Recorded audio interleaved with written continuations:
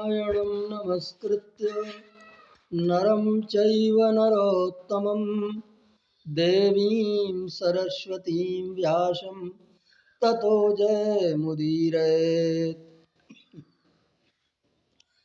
प्रिय सज्जनों, मैं डॉक्टर सुरेंद्र कुमार त्रिपाठी ज्योतिषाचार्य आज आपके समक्ष ज्योतिष विषयक व्यक्ति के आयु से संबंधित चर्चा करूंगा।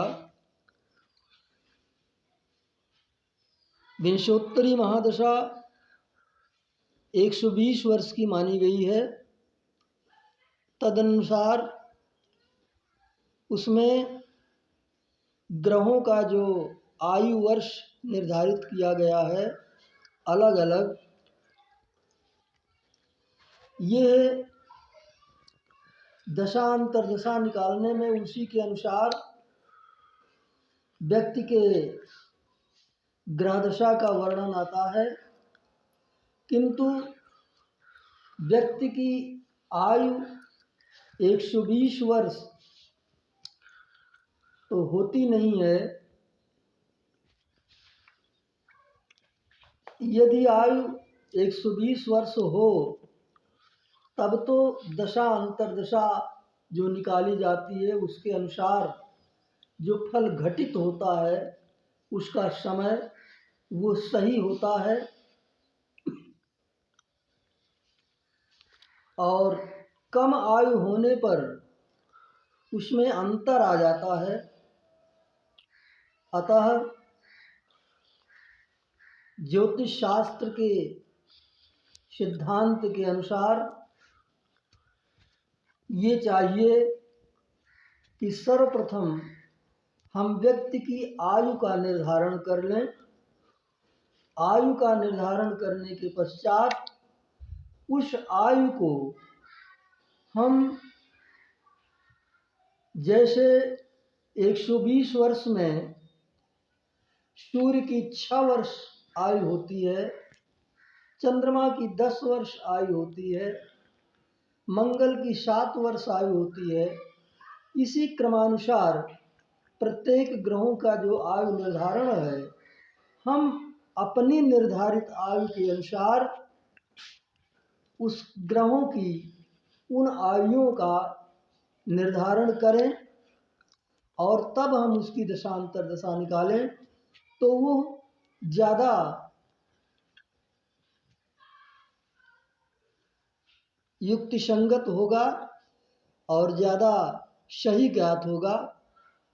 आयु निर्धारण के लिए हमारे यहाँ जैमिनी सूत्र महर्षि जैमिनी ने इसका वर्णन किया है और इसका सूत्र निर्धारित किया है।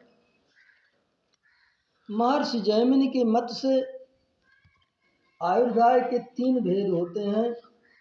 पहला दीर्घायु, दूसरा मध्यायु, तीसरा अल्पायु। प्रत्येक का निर्णय भी 3 प्रकार से किया जाता है। प्रत्येक प्रकार में 2-2 अधिनायकों का विचार किया जाता है। पहला लग्नेश और अष्टमेश, दूसरा शनि और चंद्रमा, तीसरा लग्न एवं होरा लग्न।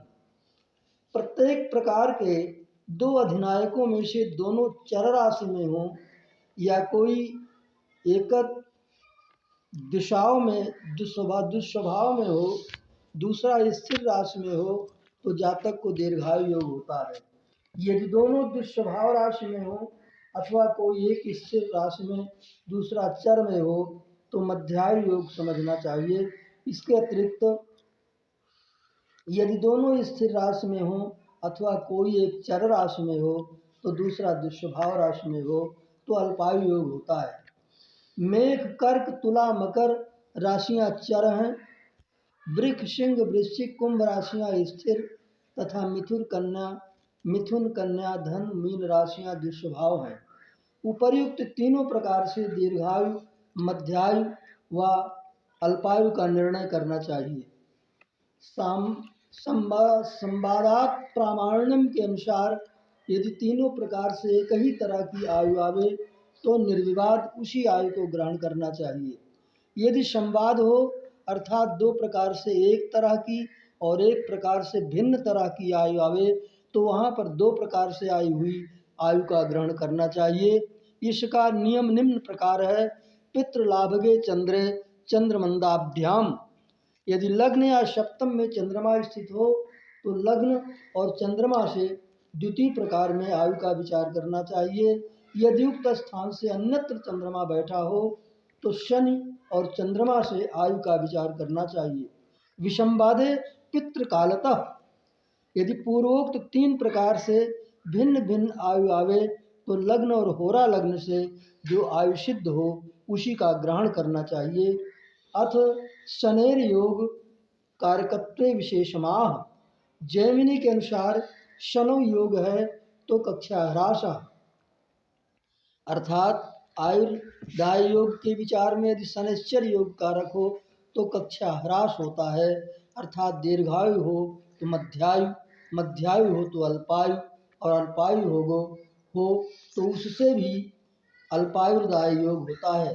परंतु अन्य केनाचार्या विपरीतम विलोमम न कक्षा ह्रासः इति वदन्ति, प्रत्युत केनाचार्या कक्षा वृद्धि इति वदन्ति, अर्थात कुछ आचार्यों के मतानुसार शनि योग से कक्षा ह्रास नहीं होता है बल्कि कुछ के मतानुसार शनि योग से कक्षा वृद्धि होती है।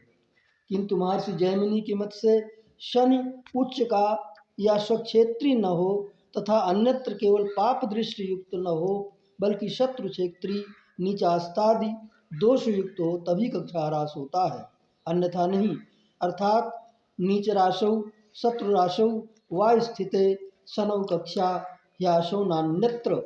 इसी प्रकार आयु के त्रिविध भेद का निर्णायक गुरु हो और वह लग्न या सप्तम में पापयुक्त दृष्ट न हो तथा अन्यत्र केवल शुभ ग्रह से युक्त दृष्ट हो तब कक्षा वृद्धि होती है। लग्न सप्तमगे गुरु पाप दृग्योग रहते, अन्यत्र केवल शुभ दृग्योगिनी च कक्षा वृद्धि। इस प्रकार ये हमने आयुर्योग के विषय में महर्षि जैमिनी के निर्णय के विषय में बताया। यह प्रकरण हमारी स्वरचित पुस्तक सिद्धांत चंद्रिका में उद्धृत है और उसी पर हमको उत्तर प्रदेश सरकार द्वारा पुरस्कार भी प्राप्त हुआ है।